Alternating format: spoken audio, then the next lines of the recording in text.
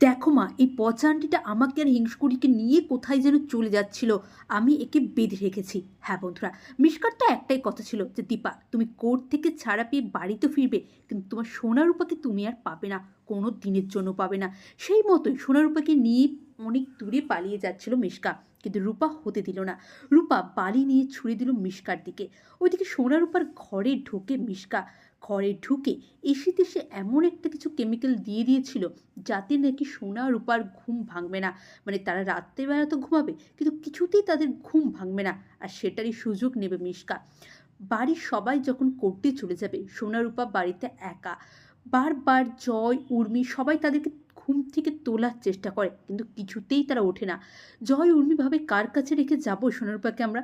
তখন সেখানে মিশকা আছে। মিশকা আসে সে ঠাকুমার ছদ্মবেশে, এসে বলে আমি তো আছি, আমার কাছে ওরা থাকুক না, আপনারা যান। ওইদিকে মিশকার তো বেজায় খুশি যে আমি ওদেরকে নিয়ে এমন একটা জায়গায় চলে যাব, কেউ কোনো দিনও আর তোমাদেরকে খুঁজে পাবে না। নিজের প্ল্যান মাফিকই এগাচ্ছিল মিশকা। সোনারূপার তো ঘুম ভাঙে না। সোনারূপাকে একটা হুইল চেয়ারে বসিয়ে গাড়িতে তুলতে যাবে, আর সেই সময় রূপা করলো এমন কাণ্ড। ওইদিকে কোর্টে কোর্টে একটা নতুন চাল ছেড়েছিল দীপা। কোর্টের উকিল বলে ওই দিন শেফালি কি করেছিল সে সমস্ত কিছু এই পেন ড্রাইভে সেভ আছে। দীপা একটা হিডেন ক্যামেরা ঢুকিয়ে এসেছিল, তাই ওই দিন ওই রুমে কে গিয়েছিল না গিয়েছিল সব আছে। তখনই ভিক্টর উঠে দাঁড়িয়ে বলে, ভিক্টর বলে না না, আমি যা করেছি সমস্ত কিছু পারিজাত সেনের কথাই শুনেছি, পারিজাত সেনের কথাই করেছি। ব্যাস প্রমাণিত হয়ে গেল যে ভিক্টর আর পৃথা দেবী সমস্তটা করেছে, কিন্তু পৃথা দেবীর তাতে কোনো রিগ্রেট নেই, সে নিজেই বলে দিল। পৃথার এই রূপ দেখে চমকে গেল অর্জুন, জয়, উর্মি, সবাই অবাক হয়ে গেল। অনুজা তো তিস্তাকে বলল ইনি এত ডেঞ্জারাস, তিস্তা বলল ইনি এর থেকেও অনেক বেশি ডেঞ্জারাস মা, উনি যে কী মহিলা সেটা আমি খুব ভালো করে জানি।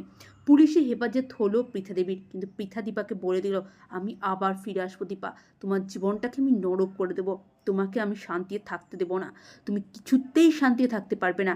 হ্যাঁ, এই বলে পৃথা দেবীকে পুলিশ নিয়ে চলে গেল।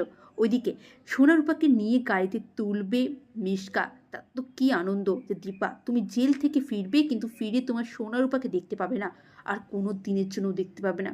কিন্তু সেই সময় রূপার ঘুম ভেঙে যায়। রূপা দেখতে পায় যে মিশকা আন্টি তাদেরকে কোথাও নিয়ে চলে যাচ্ছে। রূপা তো খুব চালাক, তাই রূপা সেই সময় বালি ছুড়ে দেয় মিশকার দিকে। হ্যাঁ বন্ধুরা, মরে গেছে আগামী পর্বগুলিতে আপনারা ঠিক এমনটাই দেখবেন। চাই নতুন হলে চ্যানেল